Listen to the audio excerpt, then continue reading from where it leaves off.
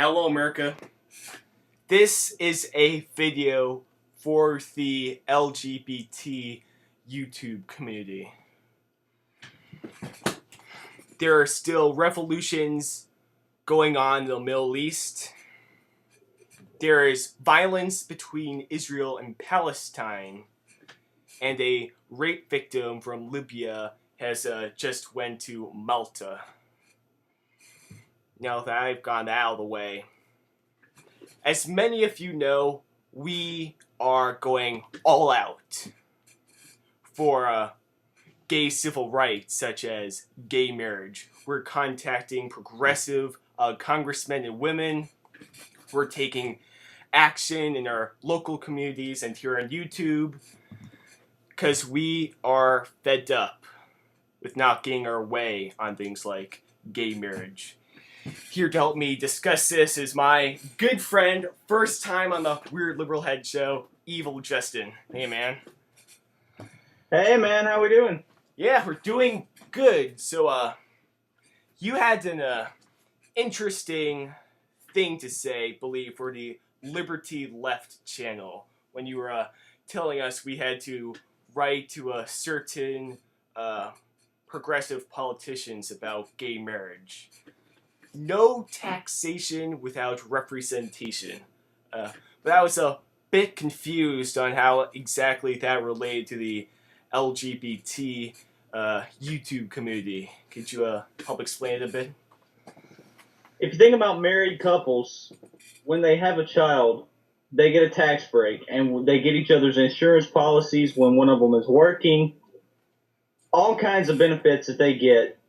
And they pay taxes. They get tax breaks, and there are gay couples that live all throughout this country that pay the same amount in taxes or more, but they don't get these same benefits because they can't be recognized as a marriage. So what I'm saying here is that as gays or lesbians as a couple, if they're being asked to be taxed, shouldn't they have the same benefits? And so we should stress that there should be no taxation without being fairly represented. Yeah, that brings me to another interesting point. There are not a lot of gay politicians in our Congress. Only like 3, I believe. One of them from Rhode Island, one of them was recently elected last year from Rhode Island. Barney Frank is from Massachusetts, and there's Tammy Baldwin in Wisconsin. She may run for Senator Herb Kohl's Senate seat there. It's the whole gays aren't really represented. No one really seems to be fighting for their rights. It's the whole Defense of Marriage Act, it's being defended by the hardcore bigots in the Republican Teabag Party, and correct me if I'm wrong, but the Democrats haven't really been fighting that hard to overturn the law. Why? They haven't. They haven't. Both political parties have pretty much until recently. Now, the Obama administration came out and said it would stop defending the Defense of Marriage Act in courts. But the Democrats have, for a large part, been silent on it, have just let it go by the wayside, and that's not right. The Defense of Marriage Act has been found in numerous courts to be unconstitutional. And this is what I'm talking about. We don't have leaders on this issue. We need real leaders. We need people who will stand up and say, I'm tired of this. I'm tired of being looked at as a second-class citizen. I'm tired of my brothers and sisters being looked at as second-class citizens because of their sexual preference or their sexual orientation. And so the purpose, and the other day, and I'll since this is going to be on the Liberty Left channel, I'll get to everyone on this, but about writing those letters to Bernie Sanders and Dennis Kucinich. By the way, I hope you're getting those mailed in. It's important that we do that because we've got to speak up and let them know that they aren't listening. They need to listen. And eventually, if they don't listen, we can, go in a different direction. Have we been fighting hard enough for the LGBT community. I mean, they aren't represented in our Congress. They are taxed more.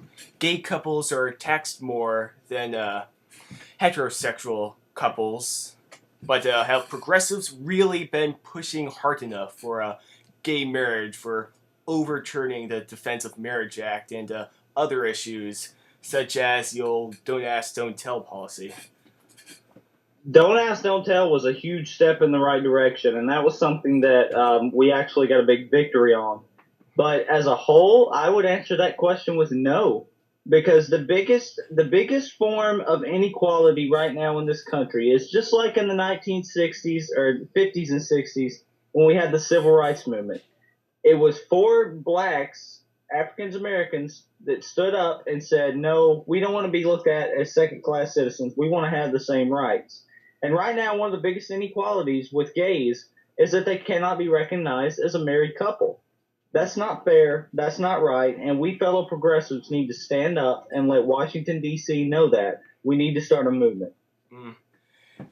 Speaking of that, we were just talking about how gays aren't represented by our Congress, but both of us are heterosexual. And there are some gay people in the WeirdLiberalHead revolution, but not too many.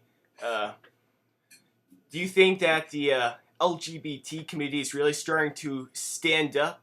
Do you think we're going to see like massive marches in like Washington D.C. that were like in the civil rights movement of the 50s and 60s? That's exactly what we need, and I hope we do see that. And one day, if I hope to be part of one of those marches or part of one of those movements, one of those big events. Because I'll tell you, that's what it's going to take, I'm afraid. Because right now we have all these problems that are swirling around in our country, and we have inequality. And inequality just kind of gets pushed to the side, and people don't really think about it because of all these other big problems that we have. But marriage inequality is still a huge problem. I sort of have another question that relates to the question I just asked. We are leading the LGBT community on this, but we're straight. Should we let the gay community push for this mostly by themselves? No, we've got to stand alongside with them, and it's really important that everyone be in on this movement. People who are gay, they should be the most pissed off about it, to be honest. But I find some that are some homosexuals that just don't really care about it much, and it's really sad because you got to have some kind of dignity to be up there standing up for your rights. And it's kind of like the log cabin Republicans. I know you know what I'm talking about there, the gay Republicans. Oh, yeah. And it's just things like that. It's just laughable. Yeah. It's so pathetic. Oh, my God. Well, I've talked to a lot of gay YouTubers over the year or so I've been on YouTube. A lot of them just really don't seem to care. All the ones I've talked to. They just don't give a damn. Right, and that's exactly what I'm talking about. We've got to make sure that doesn't happen. Everyone needs to care. If I'll allude back to this because this is the best example I can think of. The 1960s, the Civil Rights Movement. What if all the African Americans? What if the majority of them just decided that they didn't give a damn? We wouldn't have this. We wouldn't have Martin Luther King Jr. and Malcolm X and the bus boycotts and the race riots. We wouldn't have any of those things that helped us become what we are now. And, we need to get the message out there that, hey, you're not second-class citizens. You deserve rights, and we're going to stand with you if you'll just stand up and fight for yourself. Yeah, but a lot of them are afraid to. I know you live in Alabama. There's still a lot of racism there, and of course there's a ton of homophobia. What do you say to a gay or lesbian teenager who wants to speak out but is just too afraid to, even from their own family? Overcome your fear. Stand up and overcome. If people before you didn't overcome their fear, this country would be completely backwards. For the third time in this video, I'll go back to it. Civil rights movement. If they were afraid, none of this would have happened. None of these things that African Americans enjoy today, we wouldn't be going to school together. We wouldn't be able to sit on a bus or in a restaurant together. Overcome your fear. It's just sad that they should have to be afraid of their own parents in many cases. It is sad because it's there's an old saying that you can't teach an old dog new tricks. There's a generation that came before us that, every generation, if you look back at them, are a little bit more conservative than the ones you have ahead of them, right? Yeah. And it's this way with the parents of some LGBT children or teenagers today. And, once you start to stand up for yourself, you can either take the initiative to try to change their mind. But if that old saying comes in and you can't teach a new dog, an old dog new tricks, then you just need to move on. Yeah. I mean, it just drives me so mad when I hear about these stories about these parents who are like disowning their own gay children. Those are not true parents. It's sick and pathetic and disgusting. Right. It's sad that we still live in a time where children can't be themselves in their own family. Right. It is quite sad. And I would just encourage everyone to, no matter what the tough situation may be, and believe me, I understand, I would just encourage everyone to overcome their fears and fight for what you know in your heart's right. Because, would you rather comply with your parents or your peers or whoever it may be when they're wrong? Or would you stand up for yourself when you know you're right? And that's what I want to encourage everybody to do. So keep sending those letters, keep speaking out, and join us here on the Liberty Left channel. And WeirdLiberalHead, I'll throw it back to you to wrap this thing up. Yeah, I'll post the link to EvelJustin's video on the Liberty Left channel down there so you can write to our progressive politicians. I really just have one last thing to say in this video. Justin, I've been thinking of what someone of the LGBT community should say to someone who is harassing them or bullying them or threatening them over their sexual orientation or over gay civil rights like gay marriage. I think I know the appropriate response to bigots like that. Don't tread on me.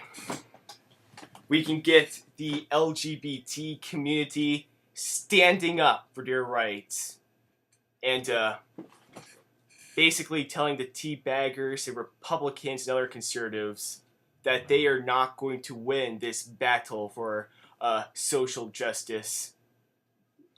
Then I think we will have another victory for social justice. I think something that if Martin Luther King were around today, something he'd be proud of. Well, thank you, EvelJustin. No problem, man. Just remember, you cannot let them tread on you. Subscribe to this channel, subscribe to mine. Have a great weekend. Thank you, loyal viewers. Be sure to subscribe to this new Liberty Left channel, because the fight for social and economic justice, for progressivism, has only just begun.